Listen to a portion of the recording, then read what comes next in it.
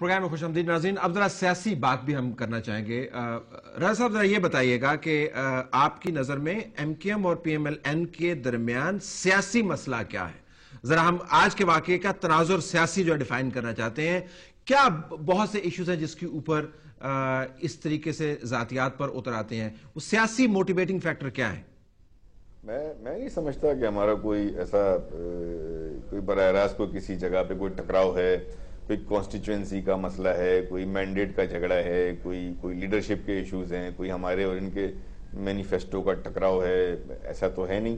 اب پتہ نہیں کیوں میری سمجھ سے بالکل باہر ہے کہ جو جیسچرز آئے ہیں، بلکہ 2 دفعہ ہم گورنمنٹ میں رہے ہیں، یہ اچھی طرح جانتے ہیں خرم صاحب. 1990 میں بھی گورنمنٹ میں رہے ہیں، 97 میں بھی گورنمنٹ رہے ہیں. وہاں پہ کچھ یقیناً تلخیاں پیدا ہوئی ہیں. دونوں دفعہ جو ہمارا کولیشن ٹوٹا ہے وہ بڑے نامساعد حالات میں، بڑی مطلب جو بریک اپ ہوا ہے وہ بڑا برا ہوا ہے. 92 میں ایک آرمی آپریشن لانچ کیا گیا ایم کیو ایم کے خلاف، ایک وہ تلخیاں ہیں. 98 میں ایک بنی بنائی گورنمنٹ کو جو ہے وہ سندھ اسمبلی کے اندر جو ہے اس کو سسپینڈ کر کے گورنر رول کا نفاذ کیا گیا. ملٹری کورٹس اسٹیبلش کی گئیں. حکیم سعید صاحب کے مرڈر کیس میں انوالو کیا گیا. پھر اس وقت پرائم منسٹر تھے نواز شریف صاحب، یہ ٹی وی پر آئے، انہوں نے ایم کیو ایم کو امپلیکیٹ کیا، نومینیٹ کیا ایف آئی آر میں، اور اس کے بعد وہ ہم سپریم کورٹ سے ایکوٹ ہو گئے. تو یہ تمام وہ تلخیاں ہمارے ذہن میں تو ہیں کہ جو کچھ بھی ان کے ایکشنز رہے ہیں ہسٹوریکلی، اس کے اندر تو ظاہر ہے کہ اعتماد کی فضا میں بہت فقدان ہے. لیکن ساتھ ہی ساتھ کوئی ایسا پولیٹیکل میں نہیں سمجھتا کہ کوئی ہمارے درمیان کوئی ایسا ہے کہ جس کو لے کر کے ذاتیات تک یہ آپ نے بڑی دلچسپ بات کی کہ میں نہیں سمجھتا. پولیٹیکل پاتھ کراس ہی نہیں کرتے آپ کے. کرتے نہیں. یہ دیکھیں نا ان کی سیاست، ان کی پولیٹکس جو ہے وہ جس صورت خرم صاحب سے پوچھ لیتے ہیں ذرا. خرم صاحب آپ بتائیے کہ کیا مسئلہ ہے کہ نظریاتی کوئی اختلاف ہے؟ پولیٹیکلی پرابلمز کیا ہیں دونوں پارٹیز کے درمیان؟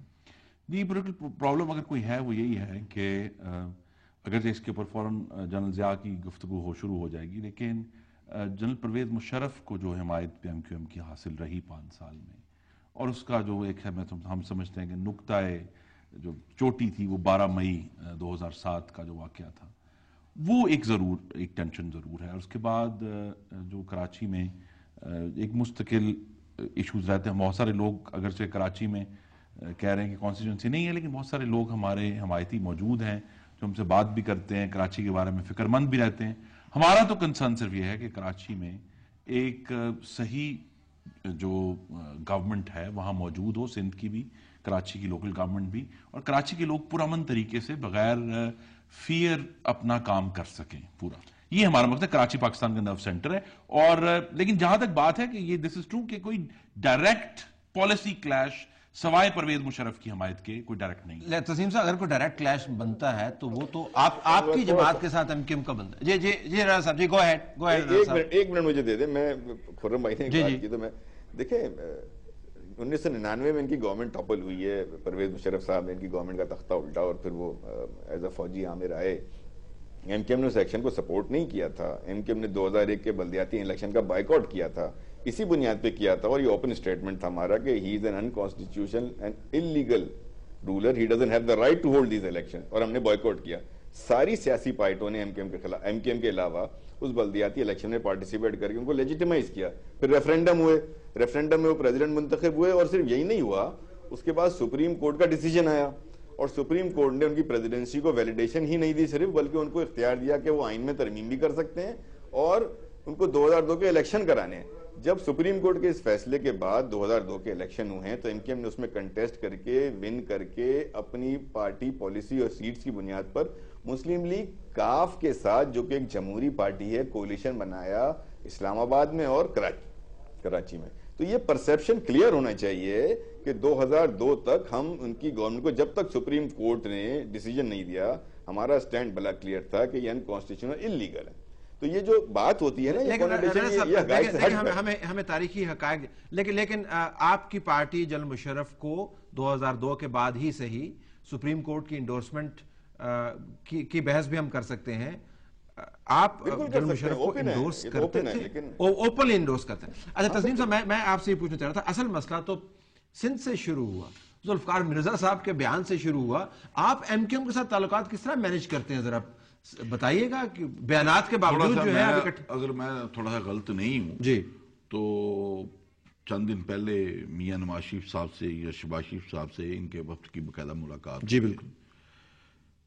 تو میں سمجھتا ہوں کوئی شاید وہاں سے کوئی مسئلہ ان کا کوئی گڑبڑ ہوا ہے، وہاں سے گفتگو چلی ہے، وہاں سے وہ آئے تو بڑے خوشی سے تھے، وہ بھی بڑے خوش تھے کہ رابطے ہوئے ہیں، اور یکدم یہ چیزیں جو ہیں میں پوائنٹ آؤٹ جو کرنا چاہ رہا ہوں، اور یہ آج جو سب کچھ ہوا ہے یکدم یہ کس طرف لے کے جانا چاہ رہے ہیں تاکہ کوئی آسانی کے ساتھ آئے، اور ہر ایک کا منہ ایک طرف اور دوسری طرف تیسری طرف گریبان پکڑے ہوئے ہم نے ایک دوسرے کے، اور ان کے لیے آسانی ہم پیدا کریں گے نا۔ تو اس لیے میں چاہتے ہوئے یا نہ چاہتے ابھی تک طلعت صاحب میرا ذہن ابھی تک اس طرف ہی ہے کہ یہ جو آج یہ تمام واقعات ہوئے ہیں اوپر نیچے ہوئے ہیں ایسے نہیں تو ایسے نہیں، تو یہ میں سمجھتا ہوں ہمیں بڑے ذمہ داری سے مخلص ہو کر جو ایک جمہوریت ہم لے کے چل رہے ہیں، ابھی ہم یہ نہیں سمجھتے کہ مکمل جمہوریت ہے، ہمیں اس جمہوریت کو مضبوط کرنے کے لیے اپنے غصہ اپنا دیکھیں ذوالفقار مرزا نے گفتگو کی اور اس کے بعد ان کا احتجاج آیا، جو بھی آیا پریزیڈنٹ صاحب نے ان کو بالکل خاموشی کروا دی ہے، اس کے بعد ان کی بھی مہربانی ہے ایم کیو والوں کی، انہوں نے اس کے بعد کوئی گفتگو اس ٹاپک پہ نہیں کی، اور آج یہ جو سلسلہ ہے یہ گفتگو ہے میری سمجھ سے مجھے ہضم نہیں ہو رہی، ہضم نہیں ہو رہی۔ اس لیے کہ ہم قریشی صاحب سے کوئی مفاہمت کی گلسرین کا قریشی صاحب نے جو بیان کیا، میں آپ دونوں کے پاس آؤں گا کہ اس کے اندر وہ کہہ رہے ہیں یہ مجھے بات ہضم نہیں ہو رہی کہ ایسے ہی ہو گیا، شاید انیبلنگ انوائرمنٹ ماحول پیدا کیا جا رہا ہے کہ سارا نظام ہی لپیٹ دیا جائے۔ ناظرین تھوڑا سا وقت رہ گیا، اس کے اندر ذرا اس کے اوپر بات کریں گے۔ تسنیم صاحب نے جاتے جاتے یہ نقطہ اٹھا دیا کہ یہ سارا معاملہ ایسے ہی نہیں ہوا، اگر ایسے ہی نہیں ہوا تو کیا یہ سٹیج ڈرامہ تھا یا ہم سمجھ نہیں پا رہے کہ اس کے کانسیکوینسز کیا ہو پائیں گے؟ بریک کے بعد آتے ہیں تو اس پہ بات کرتے ہیں۔